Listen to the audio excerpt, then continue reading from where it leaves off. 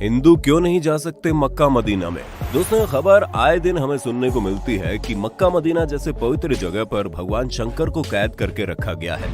अब इस खबर को सुनकर लोगों के मन में सवाल उठता है, क्या वाकई में ऐसा है? और अगर ऐसा नहीं है तो फिर क्यों यहाँ पर मुसलमानों की लंबी चौड़ी भीड़ देखने को मिलती है? लेकिन क्या किसी हिंदू को मक्का मदीना के अंदर झांकने तक की इजाजत नहीं है? क्यों कोई हिंदू मक्का मदीना में प्रवेश नहीं कर सकता? दोस्तों, ये कुछ सवाल हैं जिन्होंने कभी न कभी आपके दिमाग के साथ भी खेला होगा, पर चिंता मत करो, आज हम आपको इन सभी सवालों के जवाब तो देंगे ही, उसके साथ साथ ये भी बताएंगे मक्का मदीना और भगवान शंकर के बीच का आखिर कनेक्शन क्या है और क्यों ये बात बार बार आती है। दोस्तों, सच सच बताना, अगर आप सोशल मीडिया चलाते हैं तो आपने भी इस खबर के बारे में सुना होगा कि मुसलमान जिस काबा को अपनी सबसे पवित्र जगह मानते हैं उसके अंदर शिवलिंग मौजूद है। और तो और मुसलमान जिस जगह पर शैतान को पत्थर मारते हैं वो जगह कुछ और नहीं बल्कि भगवान शिव है, जिन्हें सऊदी के लोगों ने कैद करके रखा है, वो भी कई सालों से। और उन्हें लगता है कि अगर कोई भी हिंदू वहां जाकर उन पर पानी डालेगा तो वो आजाद हो जाएंगे, और इसीलिए किसी भी हिंदू को मक्का मदीना के अंदर नहीं जाने दिया जाता।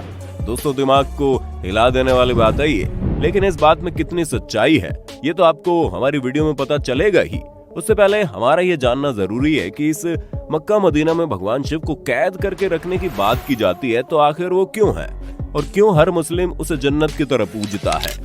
दोस्तों, मक्का मदीना सऊदी में मौजूद है और ये एक पूरी तरह से इस्लामिक देश है, जहां पहली बात तो किसी हिंदू को जल्दी से एंट्री नहीं मिलती, और अगर कोई हिंदू वहां चला भी जाए तो उसे सऊदी अरेबिया में दफनाने तक की जगह नहीं दी जाती। यहाँ पर पेट्रोलियम बहुत ही ज्यादा मात्रा में पाया जाता है, इसलिए ये दुनिया भर के विकसित देशों में से एक है। सऊदी अरब की राजधानी रियाद है और यहाँ की करेंसी रियाल है, लेकिन यहाँ की राजधानी से भी ज्यादा प्रसिद्ध यहाँ के दो शहर हैं, एक है मक्का और दूसरा है मदीना।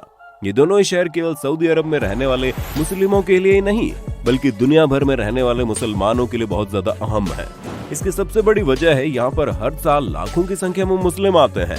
ये मुसलमानों के लिए तीर्थ स्थल की तरह है।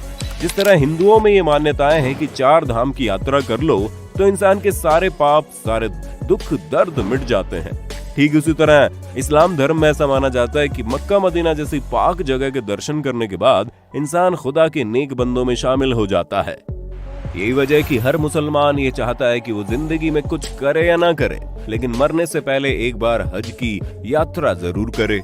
अब ये जगह कितनी खास है इसका अंदाजा इस बात से लगाया जा सकता है कि मुसलमान चाहे दुनिया के किसी भी कोने में क्यों ना नमाज पढ़े, हमेशा काबा की ओर मुंह करके ही पढ़ते हैं। जैसे ही भारत में रहने वाले मुस्लिम पश्चिम की ओर मुंह करके नमाज पढ़ते हैं, क्योंकि हमारे देश में मक्का पश्चिम दिशा में है। और यही वजह है कि मुस्लिम ये भी मानते हैं कि पश्चिम की ओर मुंह करके झूठ बोलना गुनाह है। दोस्तों, जब लोग हज की यात्रा करके आते हैं तो वो काबा के चारों ओर चक्कर लगाते हैं, इसे तवाफ कहते हैं, और ये हज का सबसे खास हिस्सा होता है। साथ ही वो मदीना की जियारत करने जाते हैं। मदीना वो जगह है जहाँ पर पैगंबर मोहम्मद की कब्र बनी हुई है। दोस्तों, मक्का मदीना के बारे में आप लोगों ने काफी कुछ जान लिया, लेकिन सोशल मीडिया पर वायरल हो रही इन खबरों का सच जानना भी आपके लिए बड़ा जरूरी है, वरना कई सालों से लोग इस चीज पर विश्वास कर रहे हैं। पर दोस्तों, घबराने की बिल्कुल भी आवश्यकता नहीं है, क्योंकि इंटरनेट पर वायरल हो रही ये खबर पूरी तरह से गलत है। वैसे भी अगर आप सच्चे हिंदू हैं और ये बात मानते हैं कि शिव जी की तीसरी आंख जब खुलती है तो प्रलय आ जाता है, तो भला आप इस बात पर किस तरह यकीन कर सकते हैं कि कोई शिव जी को कैद करके भी रखेगा? वैसे अगर आप किसी और धर्म के भी क्यों ना हो, लेकिन एक ईश्वर के घर पर दूसरे ईश्वर को कैद करने वाली बात सरासर गलत लगती है। मुसलमान धर्म के लोग भले ही इस तरह की चीजों को करने की सोचें, लेकिन खुद अल्लाह उन्हें इस चीज करने की मंजूरी नहीं देता, क्योंकि ईश्वर को हम इंसानों ने बांटा है, भगवान के लिए तो सब बराबर है। ऊपर से ये कहा जाता है कि मक्का मदीना में साधारण मनुष्यों ने शिवजी को कैद किया है। मतलब ये तो वही बात होगी, लोगों ने ये कह दिया कि धरती गोल नहीं बल्कि चौकोर है। तो क्या आप मान जाएंगे और ये सोचने लगेंगे कि अगर उसने कहा है तो ऐसा जरूर होगा? आप खुद ही दिमाग लगाइए, पूरी दुनिया का विनाश करने वाले भगवान शंकर को कोई कैसे किसी चीज में कैद करके रख सकता है? वो अगर चाहे तो चुटकियों में ब्रह्मांड को हिला दे। ऐसे में भला भगवान शिव को कैद करके रखे जाने वाली बात किसी छोटे बच्चे की बचकानी हरकत से कम नहीं है। अब कई लोग इस बात को तो नहीं मानते कि वहां पर शिव जी को कैद करके रखा गया, लेकिन ये जरूर मानते हैं कि मक्का मदीना में शिवलिंग है, तो हम इस पर भी पुष्टि कर दें ऐसा कुछ भी नहीं है। असल में मुसलमान जब हज यात्रा के लिए जाते हैं तो मक्का के पास स्थित एक इमारत में शैतान को पत्थर मारने की रस्म के साथ ही हज की यात्रा पूरी मानी जाती है। हालांकि शैतान को पत्थर मारने की रस्म पूरे 3 दिन की होती है, लेकिन ईद उल आधा यानी कि बकरीद के पर्व पर इस रस्म की शुरुआत होने के कारण सभी हज यात्री इस मौके पर शैतान को पत्थर मारने की रस्म पूरी करने की हसरत रखते हैं।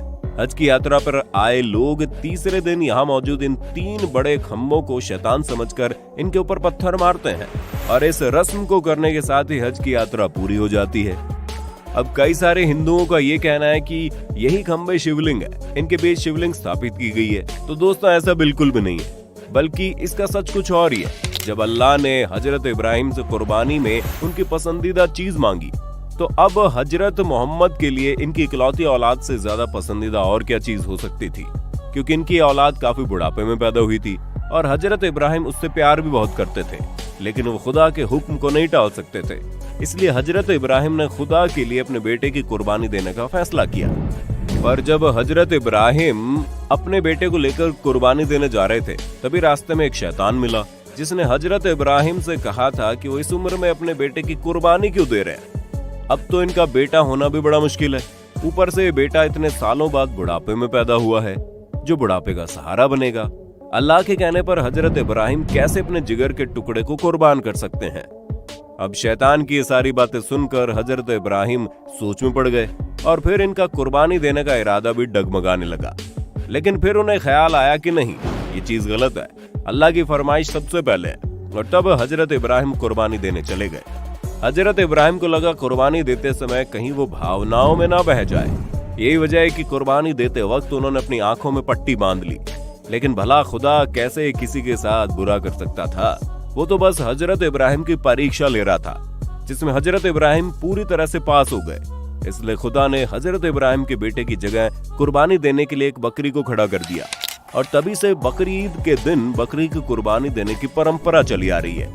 यही वजह है कि हज यात्री जब जानवर की कुर्बानी दे देते हैं तो ये उस शैतान को पत्थर मारने पहुंच जाते हैं, जिसने हजरत इब्राहिम को भड़काने की कोशिश की थी।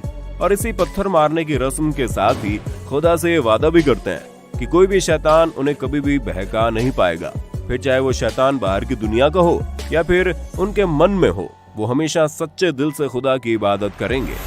ऐसे में दोस्तों ये शिवलिंग नहीं, बल्कि ये जो 3 खंभे हैं वो शैतान का प्रतीक है, जिस पर पत्थरों की बरसात करके लोग अपने अंदर के शैतान को मारने की कोशिश करते हैं। ऐसे में कई लोगों के मन में ये सवाल आता है कि अगर ऐसा कुछ नहीं है तो वहाँ पर हिंदू को क्यों नहीं जाने दिया जाता? दोस्तों यहाँ पर सबसे पहली बात तो ये है कि सिर्फ हिंदुओं को ही नहीं, बल्कि किसी भी गैर मुस्लिम धर्म, फिर चाहे वो हिंदू हो, सिख हो, ईसाई हो या फिर बुद्ध धर्म ही क्यों ना हो, अगर वो मुसलमान नहीं है तो उसे काबा के अंदर नहीं जाने दिया जाएगा।